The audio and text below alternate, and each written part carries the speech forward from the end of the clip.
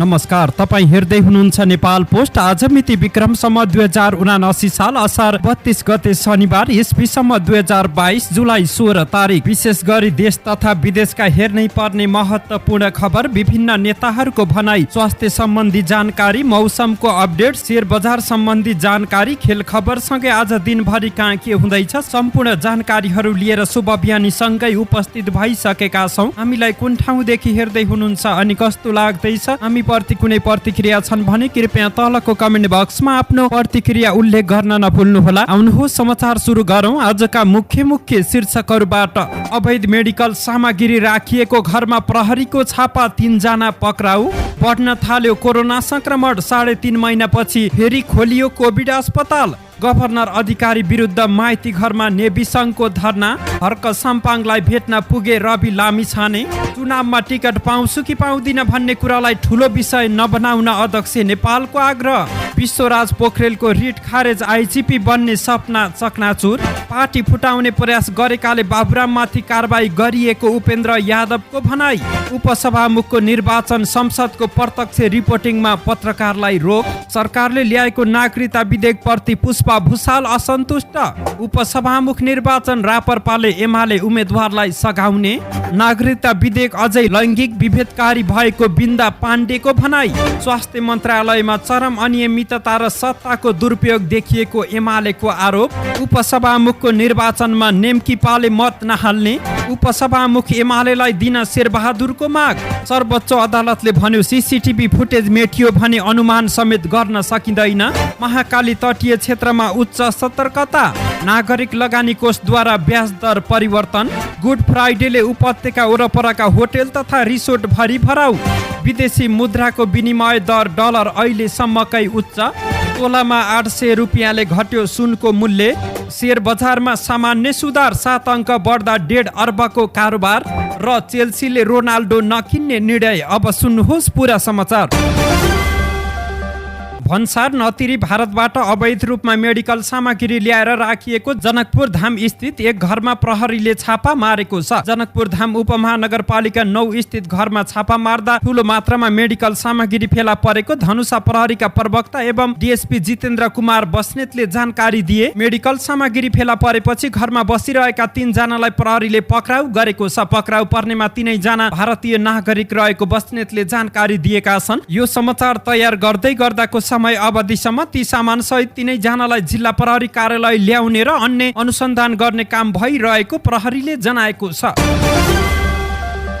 विराटनगर प्रदेश नम्बर 1 सरकारले सञ्चालन गरेको कोशी अस्पताल कोभिड-19 उपचार केन्द्र बन्द भएको 3.5 महिनापछि फेरि खुलेको छ। चैत 15 गते यता बन्द रहेको कोभिड-19 उपचार केन्द्र कोरोना संक्रमित बढेसँगै फेरि सञ्चालनमा आएको हो। कोरोना संक्रमित आउन छाडेपछि प्रदेश सरकारले वैशाख 18 गतेदेखि सो अस्पतालमा निशुल्क स्वास्थ्य उपचार सेवा सञ्चालन गरेको थियो। बिहिबारबाट कोरोना संक्रमित भर्ना लिन थालिएको अस्पतालका focal person physician doctor Den Prasad आचार्यले जानकारी दिए। बिहिबार 1 जना बिरामी भर्ना भएको अस्पतालमा हिजो शुक्रबार एकै दिन 16 जना थपिएका छन्। जिल्ला कारागार मोरङमा रहेका 18 जना कैदी बन्दीको एन्टिजेन परीक्षण गर्दा 16 जनामा कोरोना संक्रमण भेटिएपछि उनीहरूलाई अस्पताल भर्ना गरिएको हो। कोशी कोभिड अस्पतालका निमित्त प्रमुख अनुपम राजवंशीले बिहिबारबाट संक्रमित भर्ना हुन थाले पनि ओपीडी सेवा जारी रहेको उनले जानकारी दिए। अस्पतालका मेडिकल सुपरिन्टेन्डेन्ट डाक्टर यज्ञराज खरेलका अनुसार कारागारबाट अत्याधिक ज्वरो आएपछि 19 जना कैदी बन्दीलाई बिहिबार अस्पताल भर्ना गरेको थियो। भर्ना गरिएका मध्ये 1 जनाको बिहिबार नै मृत्यु भएको छ। कोरोनासँग मिल्दोजुल्दो लक्षण देखिएकाले मृतकको कोरोना जाँच भने गरिएन। कैदी बन्दीमा कोरोना देखिएपछि जाँच गर्न निर्देशन दिएको मोरङका प्रमुख जिल्ला अधिकारी काशीराम दाहालले जानकारी दिए। 1087 जना कैदी बन्दी रहेको कारागारमा अन्यलाई पनि ज्वरो देखिएपछि कोरोना जाँच गर्न निर्देशन दिएको उनले जानकारी दिएका छन्।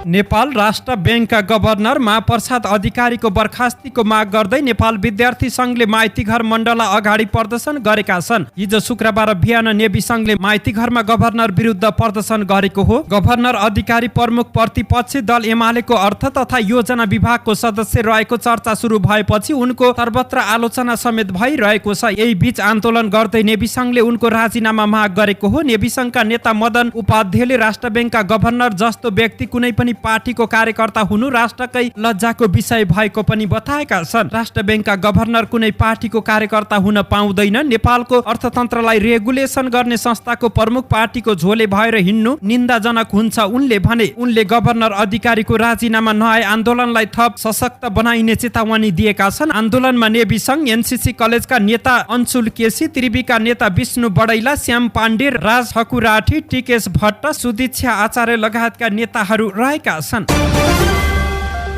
कर्णाली प्रदेश सरकारका पूर्व कानून मन्त्री समेत रहेका प्रदेश सभा सदस्य नरेश भण्डारीले विभिन्न विधेयक पारित गराउन दबाब दिँदै सडकमा प्रदर्शन गरेका छन्। नेकपा माओवादी केन्द्रबाट निर्वाचित भण्डारीले संसदमा टेबल गरिएको विधेयक पारित गर्न सरकार अनिच्छुक देखिएको भन्दै विरोध प्रदर्शन गरेका हुन्। उनले हिजो शुक्रबार प्रदेश सभा अगाडि दबावमूलक कार्यक्रम समेत गरे। पर्वतीय विश्वविद्यालय खोज्न खोजेको सिन्जा सभ्यता संरक्षण तथा विकास विधेयकलाई तुवाउन खोजिएको र कर्णाली नवप्रवर्धन तथा आविष्कार प्रतिष्ठान विधेयकलाई बन्धक बनाउन खोजिएको उनको आरोप रहेको छ। पर्वतीय विश्वविद्यालय कर्णाली समृद्धिको एउटा खम्बा हो। उनले भने कर्णाली प्रदेशको मुहार फेर्न सक्ने उल्लेखित 3वटा महत्त्वपूर्ण विधेयकहरू पास गर्न सरकार किन पछि परेको छ? के यी संविधानसँग बुझिन्छन्? यिनीहरूले सार्वभौम सत्ता कमजोर बनाउँछन्। पारित हुँदा राष्ट्रिय अखण्डतामा आँच आउँछ। भण्डारीले यसअघि पनि उल्लेखित विधेयक पास नगरेको खण्डमा सरकारको विपक्षीमा उभिने बताइसकेका थिए। उनले भने विधेयक पारित गर्ने संवैधानिक, कानुनी र प्रक्रियागत मार्ग अवरुद्ध पारिन्छ भने निर्मम सङ्घर्ष बाहेक अरू विकल्प पनि रहने छैन। सांसद भण्डारीले पहिलो पटक गैर सरकारी विधेयक दर्ता गराएका थिए। गत असोजमा उनले सिन्जा सभ्यता विकास तथा संरक्षण विधेयक 2078 दर्ता गराएका थिए। राष्ट्रिय स्वतन्त्र पार्टीका सभापति रवि लामिछाने र धरान उपमहानगरपालिकाका मेयर हर्क साम्पाङ बीच भेटवार्ता भएको छ। धरान स्थित उपमहानगरपालिकाकै कार्यकक्षमा बुधबार साम्पाङ र लामिछाने बीच भेटवार्ता भएको हो। भेटका क्रममा लामिछानेले साम्पाङलाई औपचारिक रूपमा बधाई तथा शुभकामना दिँदै धरानको विकासका साथै सामान्य राजनीतिक विषयमा पनि कुराकानी भएको बताइएको छ। पार्टी निर्माणका लागि देश दौडामा रहेका रवि झापाको भेला सकेर सुनसरी भेलाका लागि बिहिबार नै धरान पुगेका थिए। लामिछानेले नेपाली राजनीतिले परिवर्तन गर्न खोजेको आवाजलाई बुलन्द पार्ने धरान आफ्नो लागि विशेष भएको बताएका छन्। हिजो शुक्रबार नै राष्ट्रिय स्वतन्त्र पार्टीले धरानमा कार्यक्रम गरेको छ। नेपाल कम्युनिस्ट पार्टी एकीकृत समाजवादीका अध्यक्ष माधव कुमार नेपालले आउँदो चुनावमा पार्टीलाई जिताउने उद्देश्यका साथ सक्रिय भएर परिचालित हुन नेता कार्यकर्तालाई आग्रह गर्नु भएको छ। बागमती प्रदेश कमिटीले आयोजना गरेको तेस्रो पूर्ण बैठकमा हिजो शुक्रबार उहाँले प्रत्येक वडा र पालिकासम्म पार्टीका जनवर्गीय संगठनलाई विस्तार गर्न पनि आग्रह गर्नुभयो। पहिलो काम कमिटी बनाउने, दोस्रो काम कमिटीलाई सक्रिय बनाउने, तेस्रो काम कमिटीका सदस्यलाई जनता माझमा व्यापक रूपमा परिचालन गर्न सक्रियता पूर्वक लाग्न अध्यक्ष नेपालले नेता कार्यकर्ताहरूलाई निर्देशन दिनु भएको हो। संघ र प्रदेश सभाको चुनावले राष्ट्रिय राजनीतिमा ठूलो प्रभाव पार्ने भएकाले त्यही अनुसार लगनशील भएर आफ्नो पार्टीको प्रतिनिधित्व हुने गरी लाग्न उहाँले आग्रह गर्नुभयो। निर्वाचनको समयमा टिकट पाउँछु कि पाउँदिन भन्ने कुरालाई ठूलो विषय नबनाउन पनि आग्रह गरेका छन्। राष्ट्रिय राजनीतिमा आफ्नो प्रतिनिधित्व कसरी बढी भन्दा बढी बनाउने भन्नेमा केन्द्रित हुन सानोचित्त नबनाई फराकिलो मन बनाएर लाग्न पनि उहाँले आग्रह गर्नुभएको छ। बागमती प्रदेशकी अध्यक्ष सावित्री भुसालले जिल्लाबाट प्राप्त भएको प्रतिवेदन पेश गर्ने वर्तमान शक्ति सन्तुलन, पार्टी र संगठनको अवस्था जस्ता विषय बैठकका एजेन्डा रहेको बताउनु भएको छ। त्यसैगरी बैठकमा गएको वैशाख 30 गते सम्पन्न पालिका चुनावको समीक्षा, विगतमा प्राप्त गरेको उपलब्धि र कमजोरीका सँगै आउँदो कार्यदिशाका बारेमा पनि छलफल हुने बताइएको छ। कार्यक्रममा 13 जिल्लाका नेता कार्यकर्ताहरू सहभागी भएका छन्। जनता समाजवादी पार्टी नेपाल जसपाका केन्द्रीय समिति अध्यक्ष उपेन्द्र यादवले संघीय परिषद अध्यक्ष डाक्टर बाबुराम भट्टराई लगायतका नेताहरूले पार्टी फुटाउने प्रयास गरेकाले कारबाही गरिएको बताएका छन्। हिजो शुक्रबार वीरगञ्जमा पत्रकार सम्मेलन गर्दै अध्यक्ष यादवले संघीय परिषद अध्यक्ष डाक्टर बाबुराम भट्टराई लगायतका 9 जना नेताहरूले पार्टीको एकता तोड्ने प्रयास गरेकाले कारबाही गरिएको बताएका हुन्। बिहिबार सम्पन्न जसपाको केन्द्रीय समिति बैठकले डाक्टर भट्टराई सहित गंगानारायण श्रेष्ठ, प्रशान्त सिंह, रमेश यादव, हिसिला एमी, भक्तबहादुर शाह लगायतका नेताहरूलाई पार्टीको सम्पूर्ण जिम्मेवारीबाट मुक्त गरिएको उनले जानकारी दिए। कारबाहीमा पर्ने नेताहरूले पार्टीको हित विपरीत काम गरेको, पार्टीको सिद्धान्त विपरीत अभिव्यक्तिहरू दिएको र छुट्टै पार्टी खोल्ने निर्णय गरेको उनले आरोप लगाएका छन्। उनले भने अर्को पार्टी बन्ने निर्णय भइसकेपछि डाक्टर बाबुराम भट्टराई, महेन्द्र राय यादव, गङ्गानारायण श्रेष्ठ, प्रशान्त सिंह, रमेश यादव, हिसिला एमी, भक्तबहादुर शाह लगायत 9 जना प्रमुख भूमिका खेल्नेहरूलाई पार्टीको हित विपरीत पार्टीको एकतालाई तोड्ने प्रयास गरेको र पार्टीको जुन घोषित लक्ष्य छ, उद्देश्य छ, सिद्धान्तका विपरीत अभिव्यक्तिहरू दिएको र छुट्टै पार्टी खोल्ने निर्णय समेत गरिसकेको अवस्थामा उहाँहरूलाई पार्टीमा सम्हालेका पद र सम्पूर्ण जिम्मेवारीबाट मुक्त गरिदिएको छ। पद मुक्तिसँगै सम्पूर्ण जिम्मेवारीहरूबाट मुक्त गर्ने निर्णय गरिएको छ। अध्यक्ष यादवले सरकारले संसदमा पेश गरेको नागरिकता सम्बन्धी विधेयकलाई फर्स्ट ट्र्याकमा पारित गर्नुपर्ने पनि बताए। उनले फर्स्ट ट्र्याकमा पारित गर्न गठबन्धनमा समझदारी भएको पनि स्पष्ट पारेका छन्। हिजो शुक्रबार प्रतिनिधि सभाको प्रत्यक्ष रिपोर्टिङमा पत्रकारलाई निषेध गरिएको थियो। उपसभामुखको निर्वाचन हुँदै गर्दा मर्यादा पालकहरूले बाल्कोनी ग्यालरीमा गएर प्रत्यक्ष रिपोर्टिङ गर्न रोक लगाएका हुन्। उनीहरूले माथिको आदेश भन्दै पत्रकारलाई बाल्कोनी जानमा रोक लगाएका हुन्। प्रतिनिधि सभाका उपसभामुख चयनको प्रक्रिया सुरु भएको थियो। उपसभामुखका लागि नेपाली काङ्ग्रेसकी पुष्पा भुसाल र नेकपा एमालेकी विद्या भट्टराई बीच प्रतिस्पर्धा रहेको छ।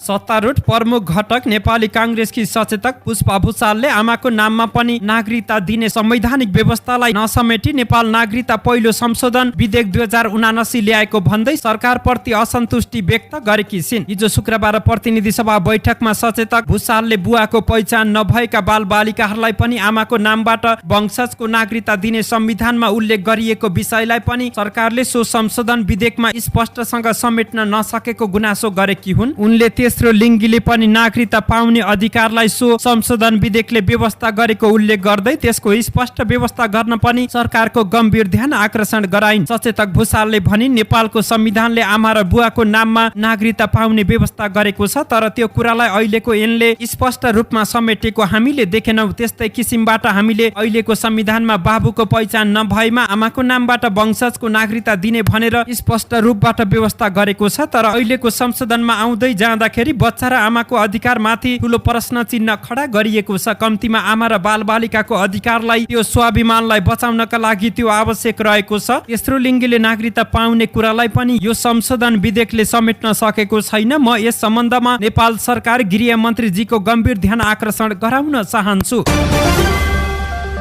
राष्ट्रिय प्रजातन्त्र पार्टी रापरपाले उपसभामुखको निर्वाचनमा प्रमुख प्रतिपक्षी नेकपा एमालेका उम्मेद्वारलाई समर्थन गर्ने भएको छ। प्रतिनिधि सभाको उपसभामुख पदको निर्वाचनमा संविधान र सैद्धान्तिक आधारमा प्रतिपक्षको हक लाग्ने भएकाले सत्ता गठबन्धनका उम्मेद्वारलाई मत नदिने रापरपा अध्यक्ष एवं सांसद राजेन्द्र लिङदेनले स्पष्ट पारेका हुन्। संसदमा बोल्दै अध्यक्ष एवं सांसद राजेन्द्र लिङदेनले पार्टीको धारणा संसदलाई जानकारी गराएका हुन्।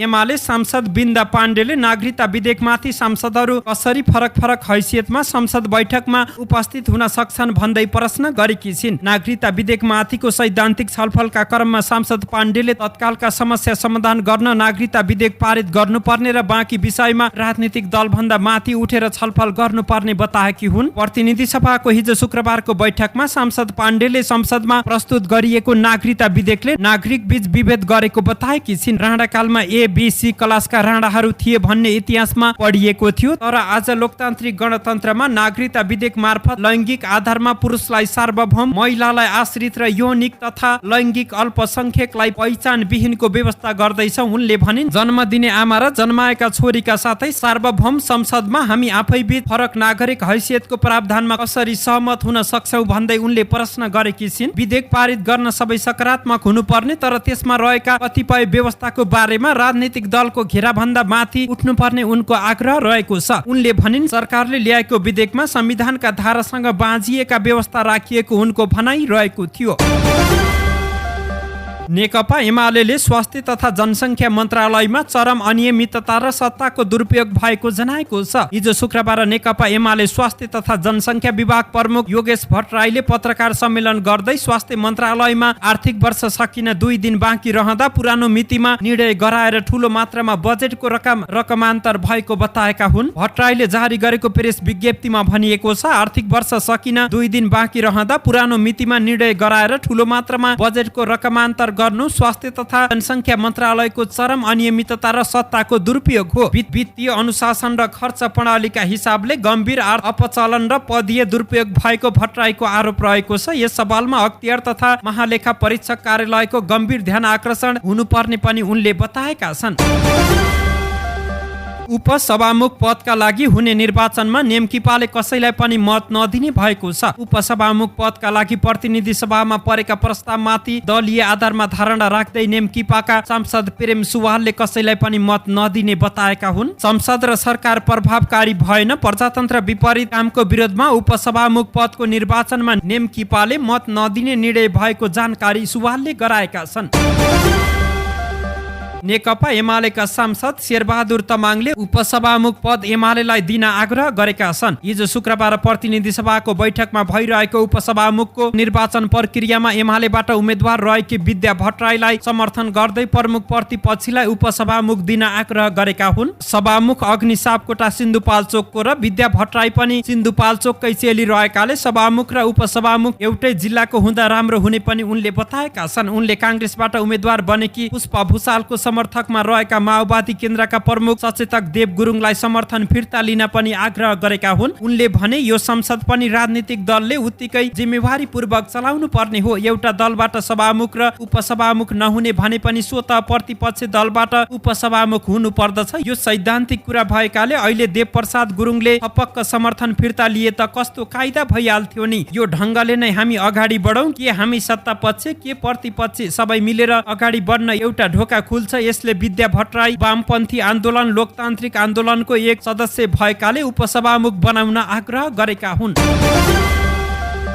सर्वोच्च अदालतले देशको केन्द्रीय प्रशासकीय परिसर भित्रका सीसीटीभी दृश्यहरू सुरक्षित छैनन् भनी अनुमान समेत गर्न नसकिने टिप्पणी गरेको छ। अर्थ मन्त्रालयको बहुचर्चित सीसीटीभी फुटेज प्रकरण सम्बन्धी एक रिट निवेदनको प्रारम्भिक सुनवाईका क्रममा सर्वोच्च अदालतले सुरक्षा मामिलालाई दृष्टिगत गर्दा समेत यस्ता फाइल सुरक्षित नै हुने भन्ने अनुमान गरेको हो। सर्वोच्च अदालतको आदेशमा भनिएको छ, सिंहदरबार देशको केन्द्रीय प्रमुख प्रशासकीय परिसर भित्रको सुरक्षा समेतलाई दृष्टिगत गर्दा सम्बन्धित निकायहरूले सिंहदरबार भित्रको अर्थ मन्त्रालय लगायत अन्य मन्त्रालयहरूको सीसीटीभी क्यामेराले कैद गरेका डाटाहरू सुरक्षित राखेका छैनन् भन्ने अनुमान समेत गर्न नसकिने हुँदा सो सम्बन्धमा तत्काल अन्तरिम आदेश जारी गरिरहन परेन। रिट निवेदकहरू सरोज कृष्ण घिमिरे र बाबुराम अर्याल लगायतले अर्थ मन्त्रालय र अन्य मन्त्रालय समेत सीसीटीभी फुटेज सुरक्षित राख्न माग राखी रिट निवेदन पेश गरेका थिए। सर्वोच्चले सिंहदरबारको सुरक्षा संवेदनशीलताका कारण पनि यी दृश्य मेटिए होलान् भनी अनुमान गर्न नसकिने भन्दै अन्तरिम आदेश आवश्यक नभएको औँल्याएको छ। सर्वोच्च अदालतले बजेट निर्माणको गोपनीयता र संवेदनशीलतामा जोडिएको विषयसँग सम्बन्धित निवेदन भएकाले चाँडो टुङ्गोमा पुर्याउनु पर्ने भन्दै प्राथमिकता दिन अग्राधिकारीको आदेश लिएको हो। भारतको उत्तराखण्ड राज्यको तपोवन धारचुलाको धौलीगङ्गा जलविद्युत परियोजनाको बाँधको ढोका खोलिने भएपछि कञ्चनपुरमा महाकाली तटीय क्षेत्रमा उच्च सतर्कता अपनाइएको छ। सिल्ट प्लसिङको कार्यका लागि बाँधका ढोका खोलिन लागेका हुन्। बाँधको ढोका खोलिने भएकाले महाकाली नदीको जलस्तर बढ्न सक्ने सम्भावना भएकाले नदी तटीय क्षेत्रका बासिन्दालाई पूर्व सतर्कता अपनाउनका लागि आग्रह गरिएको जिल्ला प्रहरी कार्यालय कञ्चनपुरका प्रहरी नायब परीक्षक चक्रबहादुर शाहले जानकारी दिए। भारतको एनएचपीसी लिमिटेडले हिजो बिहान 5 बजेदेखि साँझ 8 बजेसम्मका लागि बाँधको ढोका खोल्ने जानकारी गराएको थियो। जोखिमयुक्त क्षेत्रका बासिन्दालाई पूर्व सतर्कता अपनाउने कार्यसँगै नदीको जनस्तरबारे निगरानी राख्ने कार्य समेत भएको थियो।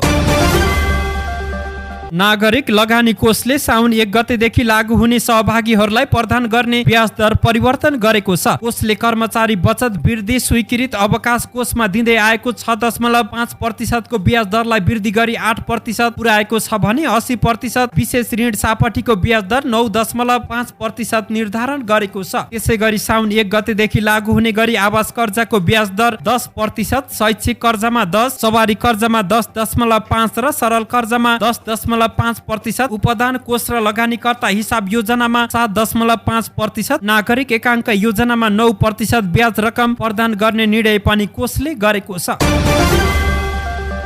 गुड फ्राइडे अर्थात् राम्रो शुक्रबार। प्राय शुक्रबार उपत्यका वरपरका होटेल, रिसोर्ट तथा लजहरू भरिभराउ हुने गरेका छन्। भोलिपल्ट अर्थात् आज शनिबार छुट्टीको दिन भएकाले पनि छुट्टी मनाउन मान्छेहरू यसरी बाहिरिने गरेका छन्। खास गरी उपत्यका नजिकका नगरकोट, धुलीखेल, चन्द्रगिरी, नुवाकोट, धादिङ लगायतका उपत्यका आसपासका क्षेत्रमा गुड फ्राइडे मनाउनेहरूको बाक्लो भिड लाग्ने गरेको छ। विशेष गरी शुक्रबारको दिन होटेल बुकिङमा चाप पर्ने र सोको व्यवस्थापनमा निकै कठिन पर्ने गरेको धुलीखेलका होटेल व्यवसाय इन्द्र लामाले बताएका छन्। प्राय शुक्रबार त हामीलाई बुकिङ लिन भ्याइ नभ्याइकै अवस्था हुन्छ। शुक्रबार आउने र शनिबार जानेहरूको ठुलो ग्रुप होटेल बुकिङ लिन चाहन्छन्, तर हाम्रो समितिका कारण क्षमता अनुसारको मात्र बुकिङ लिने गरेको लामाले बताए। उसो त पछिल्लो समय धुलीखेलमा खुलेका विशिष्ट प्रकृतिका तारे होटेल तथा सुविधा सम्पन्न रिसोर्टहरूले पनि आन्तरिक पर्यटकहरू राम्रै तानिरहेका छन्। काठमाडौँबाट नजिक रहेका र शुक्रबार गएर शनिबार फर्किन सकिने हुँदा धुलीखेलको होटेल, रिसोर्ट तथा लजहरूले पछिल्लो समय राम्रै व्यवसाय गरिरहेका छन्। यस्तै नगरकोट, चन्द्रगिरी र ककनीका होटेलहरूले पनि राम्रै व्यापार गरिरहेका छन्। कोभिड-19 का कारण करिब 2 वर्ष ठप्प जस्तै बनेको होटेल पर्यटन व्यवसायले अहिले राम्रो व्यापार गरिरहेका छन्। करिब 2 वर्ष जति शून्य जस्तैको अवस्थामा थियौं, तर अहिले केही सहजताको अवस्था मिलेको छ। तर बाहिरबाट भन्दा पनि हाम्रो आफ्नै आन्तरिक पर्यटन गतिविधिका कारण यो सम्भव भएको हो। नेपाल होटेल तथा पर्यटन व्यवसायी संघ बागमती प्रदेशका अध्यक्ष सन्तोष उप्रेतीले जानकारी दिएका छन्।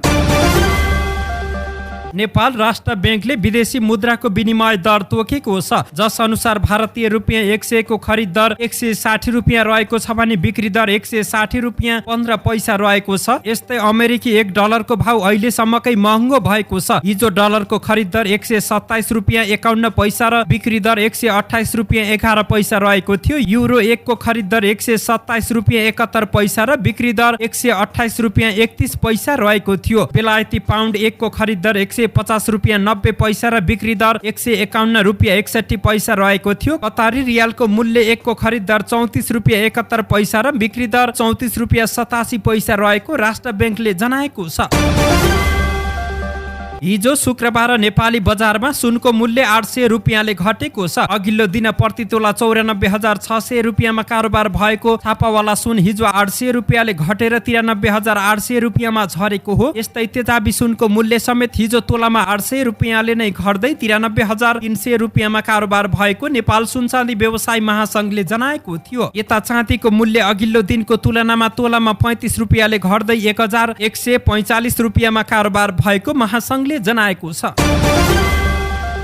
हिजो शुक्रबार नेपाल स्टक एक्सचेन्ज नेप्सेमा सामान्य सुधार आएको छ। कारोबार सुरु भएको समयमा केही अङ्कले घटे पनि अन्तिम समयमा 7 अङ्कले सुधार हुँदै नेप्से बढेर बन्द भएको हो। हिजो 1 अर्ब 45 करोड 62 लाख रुपियाँ बराबरको कारोबार भएर 40,51,000 किता सेयर किनबेच भएको थियो। नेप्से परिसूचक 7 अङ्कले बढेर परिसूचक 2009 अङ्कमा पुगेर रोकिएको हो। यस क्रममा 8 समूहमा गिरावट आएको छ। अन्य समूह 5 अङ्क, होटेल एन्ड टुरिज्म समूहमा 20 अङ्क, जलविद्युत समूहमा 17 अङ्कको गिरावट आउँदा उत्पादनमूलक समूह 14 अङ्क घटेको छ। यसै गरी लघु वित्त समूहमा 68 अङ्कको सुधार आउँदा जीवन बीमा समूह 38 अङ्कले बढेको छ। यसै गरी बैंक समूहमा 18 अङ्कको सुधार आएको छ भने विकास बैंक समूह 5 अङ्क र म्युचुअल फन्ड समूहमा 0.22 अङ्कको सुधार आएको छ।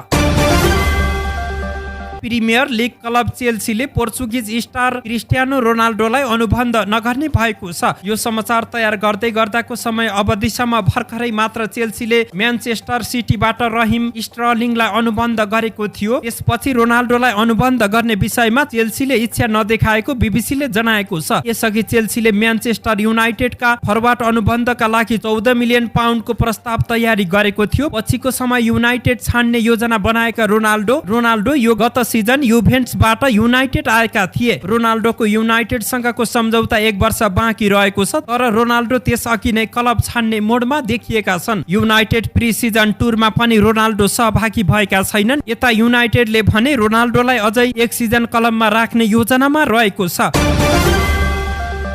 धन्यवाद।